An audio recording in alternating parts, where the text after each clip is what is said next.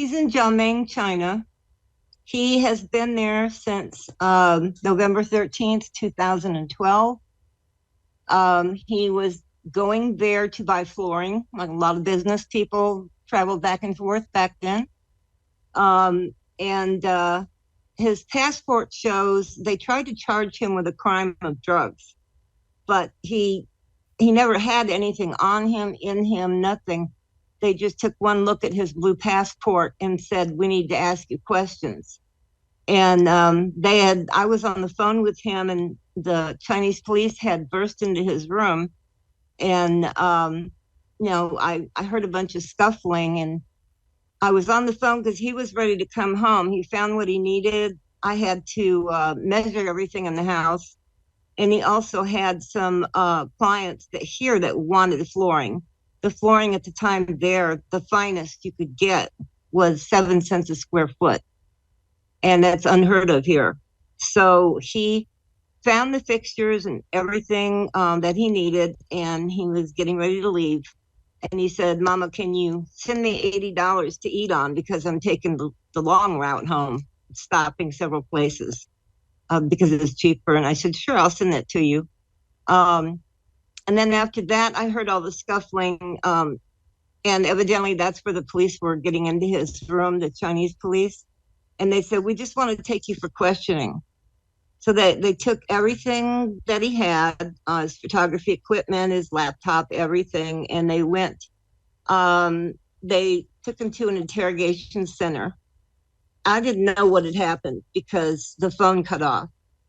And so I was frantic, calling the State Department, calling Washington, nothing. And about 2 weeks later, they finally told me that he had been detained for questioning, but they never let him go. And they had arrested his driver and translator for drugs, but not Mark. He wasn't anything to do with that. His passport shows he wasn't in China at the time of any crime.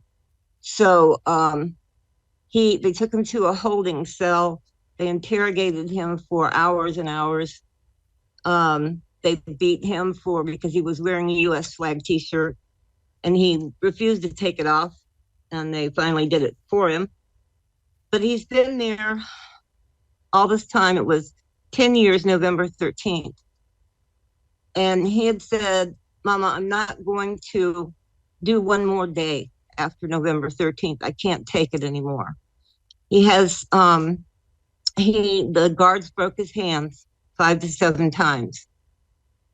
He has a dislocated knee. He has periodontal disease that causes holes in his mouth. And he bleeds every day. He's lost 130 pounds. And so I've been fighting all this time, 10 years, to get him released. He was finally determined to be wrongfully detained after the United Nations demanded his release, but China ignored it. They even went so far as to recommend him to the Special Rapporteur on Torture. So right now, the U.S. consulate in the closest city, which is Guangzhou, the U.S. consulate has only been allowed to visit him 3 times in a year. So I have spoken to Secretary Blinken. I've spoken to Ambassador Carstens at SPIHA. That is the special presidential envoy for hostage affairs.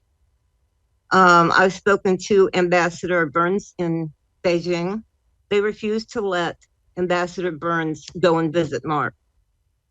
And they keep saying that it's COVID, but 2 months ago, there was only 1 case in all of that province. So that's not true. They are holding him for something. And we don't know if it's to trade for somebody, if it's about money, but he's getting sicker and sicker. And he hasn't had medical treatment in 5 years. He has a dislocated knee. He has and he's made to sit on these tiny little kindergarten plastic chairs for hours at a time. along with some other detainees. But it's important to point out this isn't a jail. It's a holding cell. So he sleeps on concrete. He has back issues, lack of food. He gets noodles and maybe some fermented cabbage like twice a week. And this last time that the consulate was allowed to visit him by video only, he said, "Mama, I'm not going to," he said, "November 13th is the anniversary, 10 years, and I'm not going to do one more day." Well, the 13th came and went, and he said, "Okay, they tell me here that nobody cares about me, that my family doesn't care. He's an exceptional artist, and I have 3 boxes of artwork, messages that he sent to me concealed in artwork. Ambassador Karstens was here twice, and he saw them. So I have all these things. I can't really, I have all his suits, all his clothing, all his books. I never got rid of anything. The hardest part is not being able to smell him on his clothes anymore. Just like he never existed. But I belong to several groups that are trying to get hostages and wrongfully detained people out of these countries. Mark's not the only one in China, there's others. So, it's upsetting to me today. I was pretty devastated because Brittany was let go and Paul Whelan's still there. And I know that he's suffering and his family's tried so hard. Biden hasn't called me. He hasn't visited with the other families, and they're begging for a meeting with him. Aren't updates. So I don't sleep at night. I'm up all night because I know my son is up during the day while it's nighttime here. They're 13, 14 hours ahead. So, he told me in this last letter, he said, "Mama, I will come home to you in a box of ashes or walking off a plane, but I will come home." And that was that. And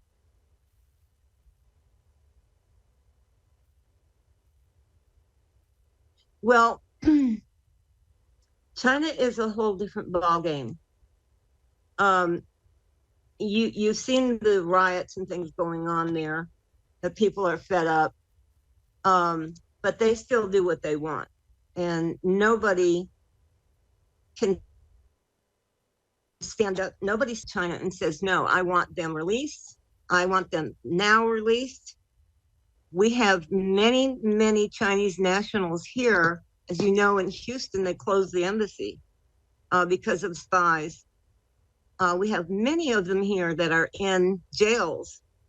And I personally do not want us to spend tax dollars to pay the next 20 years for a Chinese national 3 meals a day and a bed when my son is suffering.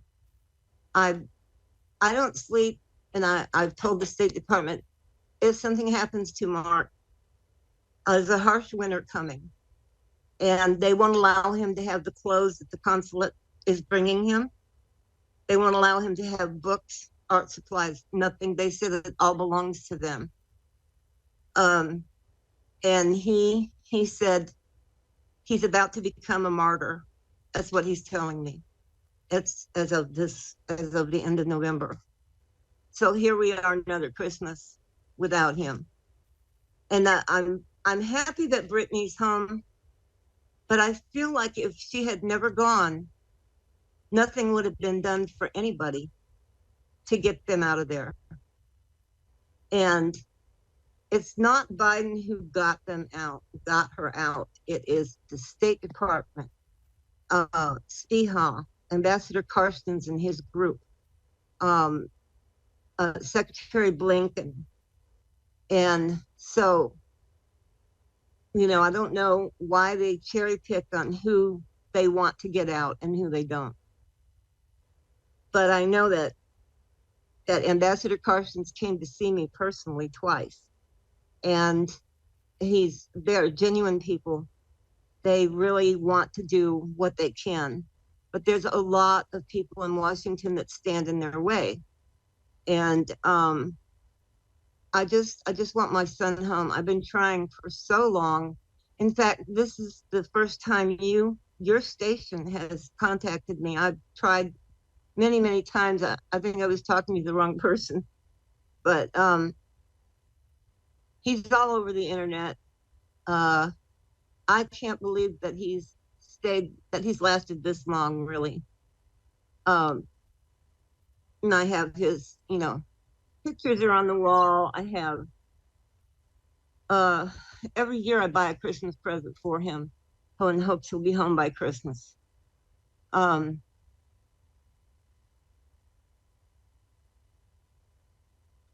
Well, it was in March of 2018. I had endometrial cancer, and I was going in for surgery, and they allowed me 5 minutes to talk to him. And it was a very short 5 minutes, but I heard his voice at least. They don't allow me to talk. They don't allow any phone calls anymore. Every letter that I send every month when the consulate goes, I send pictures, I send letters, I tell them what's happening here. And, I tell him not to believe everything he hears and only half of what he sees, because, they tell a different story there with propaganda. And I don't want him to think nobody's trying to help him here, because we all are. And I'm, he knows that I'm not well. I mean, ever since he left, it's just like everything went to pieces. His brother came down with stage 4 cancer. But thank God he's in remission all this time. And, I've had 2 back surgeries, and it's just taking a toll, the mental toll, that I can deal with pain, and I can deal with suffering, and I'm not suffering compared to Mark. I can get a glass of milk out of the fridge. He can't do that. If he even looks at them wrong, he'll lose his commissary privileges. So I put money in his account every month so that he can, buy extras. He doesn't eat meat. He hasn't eaten meat in 10 years, because when they first detained him and others, they brought him to where their food is processed. And there were puppies and dogs, some cats, and they were slaughtered alive right in front of them. I'm talking, just completely stripped of their skin. They didn't even kill him first. And Mark passed out, and he had to be dragged off and revived, only to bring him back there again. He hasn't eaten meat in 10 years. He hasn't slept in the dark for 10 years. The lights are on 24/7. He hasn't been outside in 3 years, and he's had no medical attention in 5 years. So, of course, sure.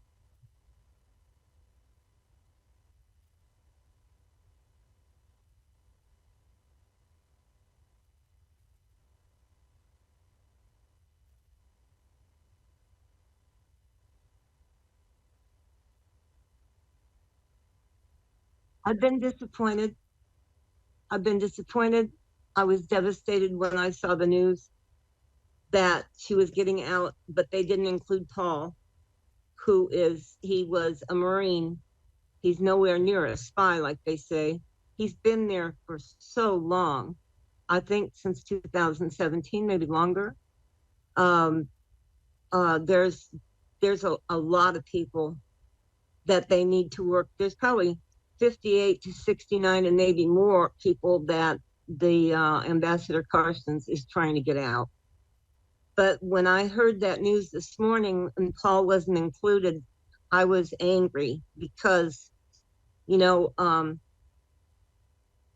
the only reason why he cherry picked her was because she has the backing of, the WNBA. She has a lot of backing supporting her and everything, and that means votes for him.